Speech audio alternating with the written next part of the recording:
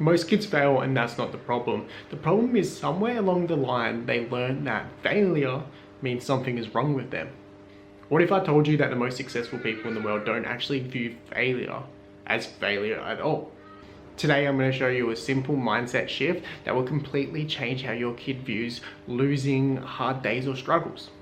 Hi, I'm Jake. I've been coaching martial arts to kids for over 10 years. I've been training myself for over 20.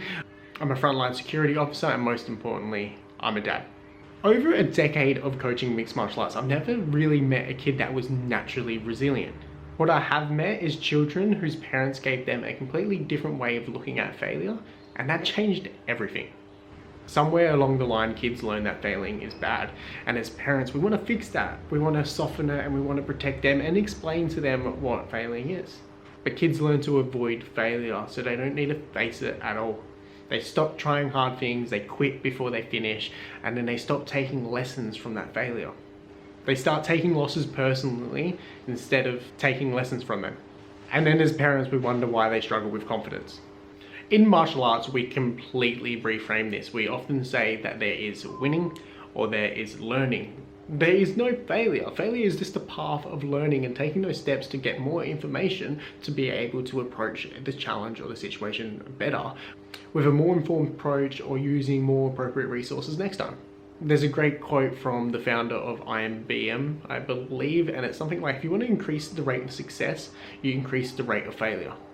And that's not just business advice. I've used that in my martial arts, my coaching, and now I'm using it in parenting. Every time your kid fails at something, what they're doing is they're collecting data. They're collecting evidence. What didn't work, what to do differently, and how to get better. And the kids who understand this don't just bounce back faster, they put better effort in. They put more effort in because they realize that the risk of failure was never there to begin with. That's why there's always such a big emphasis on kids sports, that fun should always be the #1 priority, because when we increase the competitiveness view of the activity, they view it as a win or a loss. But when it's fun, we're just learning, we're just gaining evidence and information and just seeing how we can approach the task better next time. And just a little reminder halfway through to like, subscribe and hit the notification bell if you're getting any value out of these videos. And if you want to dive a little bit deeper, we do have a school community creating confident kids. The link is in the bio, and I'm actually going to give an activity of a practical way to fail and actually fall and how we can learn from that. Okay, and that's all well and good, but how can we apply this to parenting, and how can we actually build confidence in our kid and let them know that failing is okay?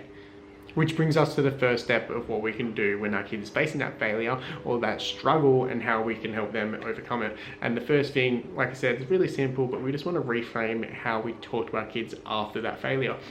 Instead of asking them what went wrong, we reframe that and we say, what did you learn from that?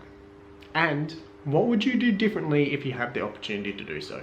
One question creates shame, and the other one gives an opportunity for growth. Now, number two, and this might be a little bit harder as a parent, because often we want to show our kids that we're strong, we're capable, and we want to lead positively by example, but to share our own failures. When we share our own failures, what we're doing is we're just normalizing ourselves. Kids, especially young kids, think parents are the best, they're amazing, that they can never fail, and all we do is the best and the right thing. And what happens when we open up and share our failures is that it's normal, that mum and dad failed too. And if you make a mistake, it's just a normal part of life, it's just a part of being human. But what we want to do is we want to model and we want to show them, yes, I failed, yes, I made some mistakes, but this is what I did to overcome that and to achieve the task at the end of it. We're just normalizing ourselves. They can view us as the hero most of the time, but to share our failures and be honest with them, they realize that they're going through the same thing. What we're showing them is that we go through the same challenges and struggles as what they can, but we just lead by example in the sense of showing them how to overcome that failure, and it's a normal part of life. Often when our kid faces failure, let's use the example of sports, we want to say something like, oh, next time we'll get them, or that team was really good. Instead, we want to acknowledge their effort. We want to build that evidence bank I was talking about earlier and say, give them examples of what actually happened, that they did well, and show them that if they continue that effort and they put in the work, they can continue to get the results down the track. If we failed this time, doesn't mean that feeling of failure is going to stay around and be definite. We want to celebrate effort over outcome. If your kid lost a game, for example, we don't want to say, oh, next time we can get them, or that team was really good. And even if they won, we don't want to say, oh, congratulations on winning.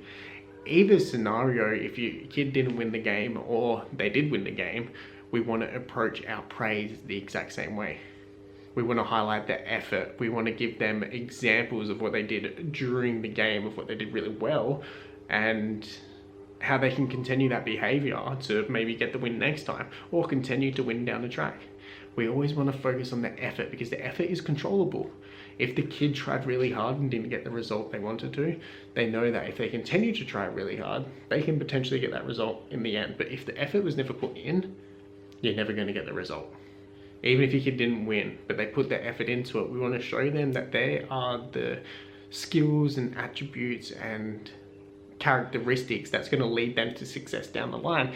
And it doesn't all, and sometimes it leads to failure, but that's okay, because if we continue with those attributes and that behavior, that it is a success formula, and eventually we will be able to achieve it. Always emphasize on effort over outcome, because if you focus on the outcome, because whatever you focus, we want to emphasize on effort, not outcome, because they start to build an identity around whatever you're praising. That if the effort gives me the result, or the outcome, I'm a winner or a loser, and that's a bit more of a definitive mindset. And here's a common parenting advice that often is missed, that building that mindset is often just in the mind. But I'm a strong believer in the physical aspect of this, and that's where I think martial arts has a really good job of building practical skills and scenarios that allow us to fail, allow us to fall, and allow us to get back up. When a kid falls down over and over again in a controlled environment like martial arts, but learns how to get back up safely, especially in a controlled, safe environment, they learn that that failure, that falling, it isn't catastrophic. It isn't the end of the world.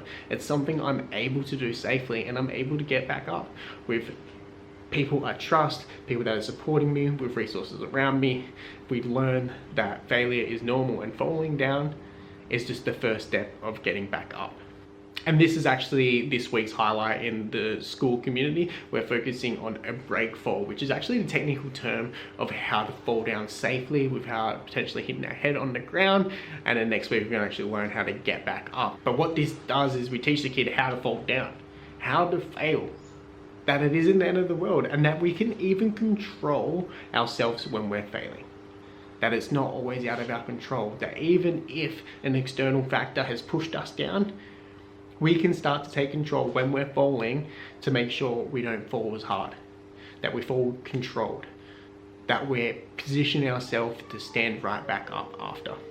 So parents, if you got this far, I really appreciate you, and I think your kid's gonna appreciate it more. Remember that there is no winning, that there is no losing. We win or we learn. And have that conversation with your kid. Ask them what they learned from it and see what their response is. Even if they failed, it can feel heavy sometimes. We want to make sure that we validate that feeling, that it's all right to feel upset with failure, but it's not okay to stay there.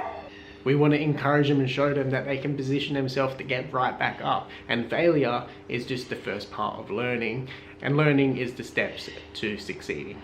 So if you like this video, don't forget to like and subscribe, hit the notification bell. I'll see you next video, and don't forget the link in the description to join the Creating Confident Kids community. See you next time.